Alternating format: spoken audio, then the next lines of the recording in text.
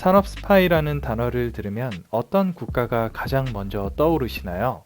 아마도 반도체 등 첨단 산업에서 우리와 경쟁하고 있는 중국이 떠오르실 겁니다. 삼성전자, LG 에너지 솔루션 등의 기업들은 이미 중국의 주요 목표가 되었고, 기술직 인재 유출과 지적 재산권 유출 시도가 끊이지 않고 있습니다. 그런데 이런 산업 스파이 활동은 최근 들어서 시도되기 시작한 것은 아닙니다. 엄밀히 이야기하자면 고려의 목화를 들여온 문익점 또한 산업 스파이이며, 전 세계의 거의 모든 국가들이 스파이를 통해 국력을 강화하려는 시도를 하고 있습니다. 미국 또한 당대 최강국이었던 영국의 기술을 습득하며 산업대국으로 거듭났고, 영국은 물론 전 세계에서 받아들인 인적 자원과 기술로 초강대국의 자리에 올랐죠. 건국 초기의 미국에게는 최고의 경쟁자이자 교사였던 영국이 있었는데요. 미국은 과연 어떻게 영국의 노하우를 흡수하여 강대국의 자리에 올랐을까요?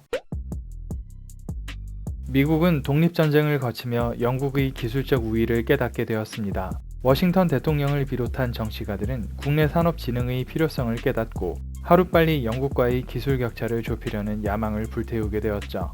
18세기 말 즈음의 세계 최대 산업은 바로 면직물을 만드는 섬유 산업이었습니다.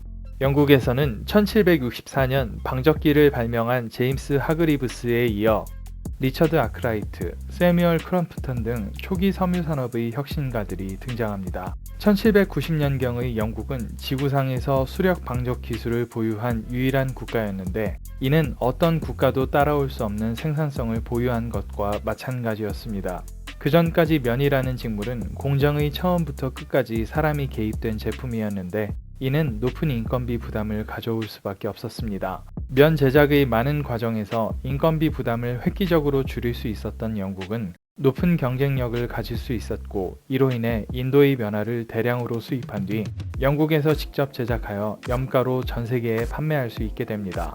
영국의 식민지 정책은 식민지에서 원료를 생산하고 영국에 수입한 뒤 영국 내 공장에서 제품을 생산하여 식민지에 파는 것에 기본을 두었습니다. 면 제조의 원천 기술을 확보한 영국은 이런 지위를 유지하기 위하여 1749년 이후 생산설비 수출과 기술자의 식민지 이주를 금지하며 기술 유출을 막기 위해 강력한 단속을 실시하게 됩니다. 그러나 이런 조치는 너무도 손쉽게 무너지고 말죠. 신생국 미국이 영국의 기술을 따라잡으려 했던 여러 시도를 보면 현재 중국이 기술 확보를 위해 음양으로 펼치고 있는 노력들과 다를 게 없습니다. 초대 대통령인 조지 워싱턴조차 인적 자원과 장비 밀수에 관심을 쏟았는데요. 물론 대통령이 밀수에 관여하는 것은 외교적인 부담이 있었기에 공식적인 자리에서 밀수를 지지하거나 정책적으로 밀어붙이진 않았습니다. 재임 당시 밀수한 장비로 버지니아에 섬유 공장을 세운 사건이 있었는데, 당시 버지니아 주지사 베벌리 랜돌프에게는 개인적인 편지를 통해 대통령의 입장으로는 공식적으로 밀수를 지지할 수 없다는 의사를 표하기도 했으나, 실제 정치적 행보는 기술을 밀수하는 산업가들을 돕는 방향이었습니다. 1793년 미국은 특허법에 관련한 요상한 법안을 만들었습니다. 표면적으로 이 법안은 지식재산권을 엄격하게 보호하는 것처럼 보이지만 사실상 산업기술 해적 행위를 보호하는 것과 마찬가지였는데요. 이 법안의 핵심은 미국 사람만의 특허권을 보호하는 것이었습니다. 유럽에서 이미 특허를 취득했어도 미국인이 미국 특허청에 등록을 하면 유럽인들의 특허권을 인정하지 않고 미국 사람의 특허권만 보장한 것입니다. 오늘날 미국이 전 세계적으로 지식재산권의 권리를 강요하는 것을 볼 때 200여 년 만에 얼마나 많은 것이 변한 것인지를 느낄 수 있는 대목입니다. 기술 밀수를 위한 미국인들의 노력은 장비부터 기술자까지 가리지 않았습니다. 초창기 기술 밀수는 기술자들보다는 장비 위주로 진행되었다고 하는데요. 영국 정부에서 밀수를 위한 여러 장치를 마련했지만 지켜지기가 쉽지 않았습니다. 장비를 해체해서 따로 포장해 수출할 경우 세관에서 단속이 어려웠기 때문이었죠. 그러나 이러한 방법은 곧 한계를 드러내게 됩니다. 섬유 제조에 사용되는 기계들은 기본적으로 크고 무거워 옮기는 것이 쉽지 않았고, 이러한 대형 기계들을 실을 만한 항구는 규모가 큰 몇몇 항구에 불과했습니다. 그리고 이런 곳들은 그만큼 단속이 엄중했기에 곧 한계에 부딪히게 됩니다. 더욱 문제가 되는 것은 미국 내에서 그러한 장비를 재조립하는 문제였습니다.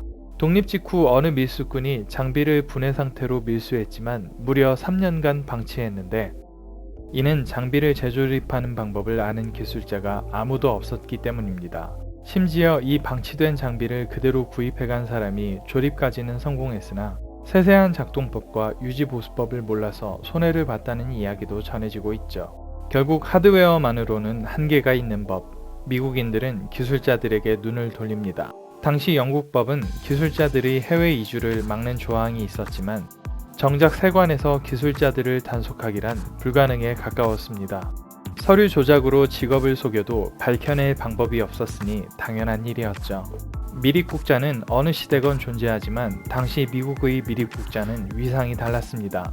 토머스 디기스는 가장 성공적인 산업 스파이이자 미립국 알선자였는데 기상천외한 방법으로 영국 정부를 골탕 먹인 인물이기도 합니다. 디기스는 영국에 머물며 미 정부의 산업 보고서를 기술자들에게 배포하는데 이를 통해 자발적으로 미국 미립국을 알아볼 수 있도록 분위기를 조장한 것이었죠. 실제로 이 방법은 대성공을 거둬 수많은 기술자들이 미국에 정착합니다. 디기스가 어찌나 큰 활약을 펼쳤는지 미립국자임에도 조지 워싱턴의 신임을 받았고, 그를 통해 밀항한 윌리엄 피어스라는 인물이 세운 섬유공장에는 워싱턴 대통령이 직접 방문하여 시찰하고 치하하기도 했습니다. 미국의 진정한 산업혁명을 일으킨 기술자와 경영자도 이 시기에 등장합니다. 세뮤얼 슬레이터는 섬유공장 중간 관리자로 근무하던 중 밀항을 시도하는데 섬유 제조의 전 공정을 꿰고 있던 보기 드문 미립국자였습니다. 당시 모지스 브라운이라는 인물이 방적기를 밀수하고도 일할 기술자가 없었는데 슬레이터가 장비를 재조립하여 1790년부터 가동을 시작합니다. 밀수된 장비는 그 전부터 있었지만 사업에 활용될 수 있도록 한 건 이때가 처음이었고, 그가 정착한 로드아일랜드주는 섬유산업의 중심지가 됩니다. 그리고 이것은 미국 산업화의 개막을 알리는 신호탄이었습니다. 또한 이 당시에 미국 역사상 가장 유명한 산업 스파이가 등장하게 되는데요. 그는 바로 보스턴 무역업자 출신인 프랜시스 캐벗 로웰입니다. 1810년 영국에 방문한 로웰은 1년여간 영국에 체류하게 됩니다. 그리고 이 시기 동안 수많은 영국 내 섬유공장을 시찰하며 정보를 수집하죠.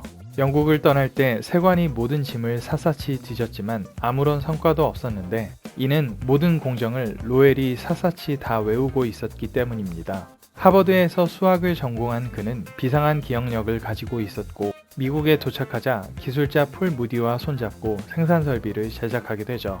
그는 미국 최초의 주식회사 보스턴 제조회사를 설립하여 자금을 마련한 뒤 섬유 생산의 모든 공정을 한 공장 안에서 처리한 일관체제를 마련했는데, 이 또한 미국 최초였으며 이로 인해 엄청난 성공을 거두게 됩니다. 그리고 50년도 지나지 않아 미국의 섬유산업은 영국과 경쟁할 정도가 되었죠. 독립 초기 미국의 기술과 인재 확보에 대한 이야기를 살펴보면 국가 간의 경쟁이 얼마나 치열한지 다시 생각해보게 됩니다. 우리가 이러한 전쟁에서 승리하려면 어떻게 노력해야 할지 진지한 고민이 필요한 때가 아닌가 싶습니다.